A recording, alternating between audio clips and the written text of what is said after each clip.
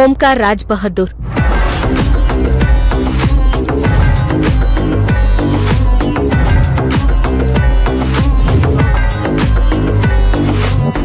ಓಂಕಾರ ಏನು ಓಂಕಾರ? ಓಂಕಾರ್ ಹೆಸರು ಕೇಳಿದ್ರೆ ನನ್ ಮೈಯೆಲ್ಲ ಉರಿಯುತ್ತೆ. ನನ್ ಖುಷಿ ನೆಮ್ಮದಿ ಎಲ್ಲನೂ ಕಿತ್ಕೊಂಡ. ಈಗ ನನ್ನ ಅಕ್ಕನೂ ಕಿತ್ಕೊಳಕ್ ನೋಡ್ತಿದ್ದಾನ? ಅಕ್ಕನ ಕೊಲೆ ಮಾಡಕ್ ನೋಡಿದಾನ?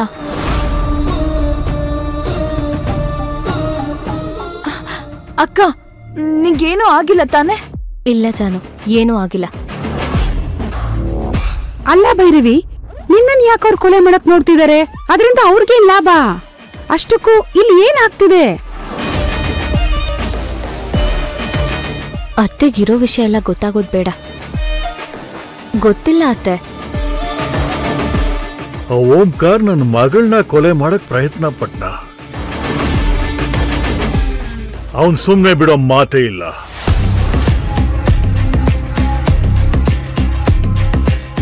ಅವನ ಜೀವನದ ಒಳ್ಳೆ ಕ್ಷಣಗಳು ಮುಗಿದೋಯ್ತು. ಅವನಿಂದ ಇಷ್ಟೆಲ್ಲ ಸಮಸ್ಯೆ ಆಗಿದ್ರು ನಾವ್ ಇಷ್ಟು ದಿನ ಸುಮ್ನೆ ಇದ್ವಿ. ಇಲ್ಲ, ಅವನ್ನ ಮಾತ್ರ ಸುಮ್ನೆ ಬಿಡ್ಬಾರ್ದು. ಈ ಸಲ ಅಕ್ಕಂಗೆ ತೊಂದರೆ ಕೊಟ್ಟಿದ್ದಾರೆ, ಅವನ್ನ ಬಿಡ್ಬಾರ್ದು. ಡ್ಯಾಡ್, ನೀವ್ ಹೇಳ್ತಾ ಇರೋದು ಸರಿಯಾಗಿದೆ. ಅವನು ಅಕ್ಕನ್ನೇ ಸಾಯಿಸೋದಿಕ್ ನೋಡಿದಾನೆ ಅಂದ್ರೆ ಇದು ಸಾರ್ಟ್ ಔಟ್ ಆಗೋಂತ ವಿಷಯ ಅಲ್ಲ. ಅವನ್ನ ಮಾತ್ರ ಸುಮ್ನೆ ಬಿಡ್ಬೇಡಿ ಡ್ಯಾಡ್. ಚಾನು, ಜಸ್ಟ್ ಕೂಲ್ ಡೌನ್. ಅವನಂತೂ ನಾ ಸುಮ್ನೆ ಬಿಡಲ್ಲ. ಜಾನು, ಸಮಾಧಾನ ಮಾಡ್ಕೊ. ಈ ತರ ಆವೇಶ ಒಳ್ಳೇದಲ್ಲ. ನನಗೇನೂ ಆಗಿಲ್ವಲ್ಲ. ನೀನ್ ಸುಮ್ನೆ ಇರೋ ಅಕ್ಕ, ಏನು ಮಾತಾಡ್ಬೇಡ. ಹೌದು ಭೈರವಿ, ಇಂಥ ವಿಷಯದ ಸುಮ್ನೆ ಇರೋ ಸರಿಯಲ್ಲ. ಇವತ್ತೇನೋ ವಿರಾಟ್ ಬಂದ, ಬಚಾವಾದೆ. ಆದ್ರೆ ಅವನ್ ಕುತಂತ್ರ ಬುದ್ಧಿ ಅವನ್ ಬಿಡಲ್ಲ. ಮತ್ತೊಂದ್ಸಲಿ ನಿನ್ ಜೀವನಕ್ಕೆ ಏನಾದ್ರು ತೊಂದರೆ ಮಾಡಿದ್ರೆ. ನೋ ಡ್ಯಾಡ್, ಹಾಗೆಲ್ಲ ಏನೂ ಆಗಲ್ಲ. ಸುಮ್ನೆ ಅವನಿಗೆ ಬುದ್ಧಿ ಕಲ್ಸೋದೆಲ್ಲ ಏನೂ ಬೇಡ. ಯಾಕಕ್ಕ ಬೇಡ ಅಂತ ಹೇಳ್ತೀಯಾ? ಕುಟ್ಕೋದು ಚೇಳಿನ ಹುಟ್ಟು ಗುಣ. ಜಾನು, ಅಳ್ಸಿದ್ದನ್ನಕ್ಕೆ ತುಪ್ಪ ಹಾಕ್ದಷ್ಟು ಅದು ವ್ಯರ್ಥನೆ. ಹಾಗೆ ಓಂಕಾರ್ಗೆ ಎಷ್ಟೇ ಬುದ್ಧಿ ಕಲ್ಸಿದ್ರೂ ಅದೆಲ್ಲ ವ್ಯರ್ಥನೆ. ಭೈರವಿ, ನೀನೇನೋ ಹೇಳ್ತೀಯ, ಬಟ್ ಆ ಓಂಕಾರ ಅಂತವ್ರಿಗೆ ಹೇಗ್ ಬುದ್ಧಿ ಕಲಿಸ್ಬೇಕು ಅಂತ ಈ ಧರ್ಮೇಂದ್ರ ದಿವಾನ್ಗೆ ಚೆನ್ನಾಗಿ ಗೊತ್ತು. ಬೇಡ ಡ್ಯಾಡ್, ಅದು ಕೊಚ್ಚೆ. ಅದಕ್ಕೆ ಕಲ್ಲೆಸೆಯೋ ಪ್ರಯತ್ನ ಬೇಡ. ಭೈರವಿ, ನೀ ಸುಮ್ಮನೆ ಇರು.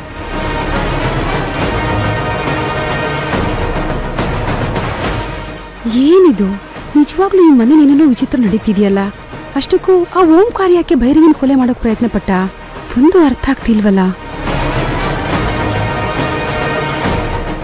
ಓಂಕಾರ್, ಏನ್ ಹೇಳ್ತಿದ್ಯಾ ನೀನು? ಸತ್ಯನೇ ಹೇಳ್ತಾ ಇದ್ದೀನಕ್ಕ. ಈ ನಿನ್ನ ಕುಲಪುತ್ರ ಆ ಭೈರವಿನ ಡೀಪ್ ಆಗಿ ಲವ್ ಮಾಡ್ತಾ ಇದ್ದಾನೆ. ಅದಕ್ಕೆ ನನ್ನ ಮಗಳ ಜೊತೆ ಮದುವೆ ಬೇಡ ಅಂತ ಹೇಳಿದ್ಯೂನು.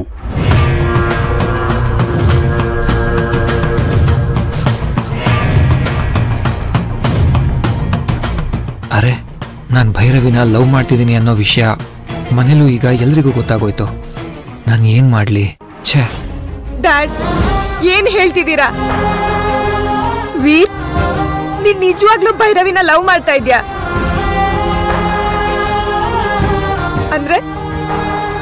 ಅಂದ್ರೆ ನಿನಗ್ ನಾನು ಇಷ್ಟ ಇಲ್ವಾ?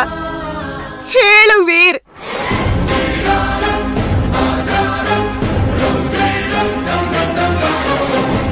ಅವನು ಹೇಗಮ್ಮ ಮಾತಾಡ್ತಾನೆ? ಮಾತಾಡಲ್ಲ ಅವನು. ಯಾಕೆಂದ್ರೆ ಅವನ್ ಬಂಡವಾಳ ಎಲ್ಲ ಬಯಲಾಗಿ ಹೋಗಿದ್ಯಲ್ಲ, ಅದಕ್ಕೆ ಬಾಯಿಗೆ ಬೀಗ ಹಾಕೊಂಡು ನಿಂತಿದ್ದಾನೆ. ಅಲ್ಲರಿ, ಈ ವಿರಾಟ್ ಒಳ್ಳೆಯವನು ಅಂತ ಮುಖವಾಡ ಹಾಕೊಂಡು ನಮ್ ಈಶಾನ್ಯ ವಿಷಯದಲ್ಲಿ ಎಷ್ಟೆಲ್ಲ ನಾಟಕ ಮಾಡ್ಬಿಟ್ಟ, ನಮಗ್ ಮೋಸ ಮಾಡ್ಬಿಟ್ಟ.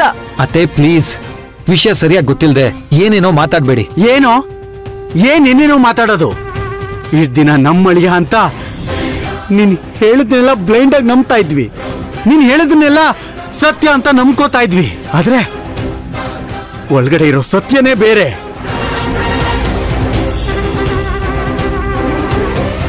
ಇಷ್ಟು ದಿನ ವಿರಾಟ್ ಮದ್ವೆನ ಒಪ್ಕೊಂಡಿದ್ದೆಲ್ಲ ನಾಟಕ. ಈಶಾನ್ಯನ ಅವಾಯ್ಡ್ ಮಾಡೋದಕ್ಕೆ ಕಾರಣ ನಿನ್ ಪ್ರೀತಿನಾ? ಹೌದು, ಇಲ್ಲಿವರೆಗೂ ನನ್ನ ತಪ್ಪನ್ನೆಲ್ಲ ಹೇಳಿ ಹೇಗ್ ಹಾರಾಡ್ತಾ ಇದ್ದ. ಈಗ ನೋಡು, ತನ್ನ ಬುಡಕ್ಕೆ ಬಂತಲ್ಲ, ಹೇಗ್ ಸುಮ್ಮನೆ ನಿಂತಿದ್ದಾನೆ. ತಪ್ಪು ಮಾಡ್ದಾಗ್ಲೇ ಮನುಷ್ಯ ಹೀಗೆ ಹೀಗೆ ತಲೆ ತಗ್ಗಿಸ್ಕೊಂಡು ನಿಂತ್ಕೊಳ್ಳೋದು.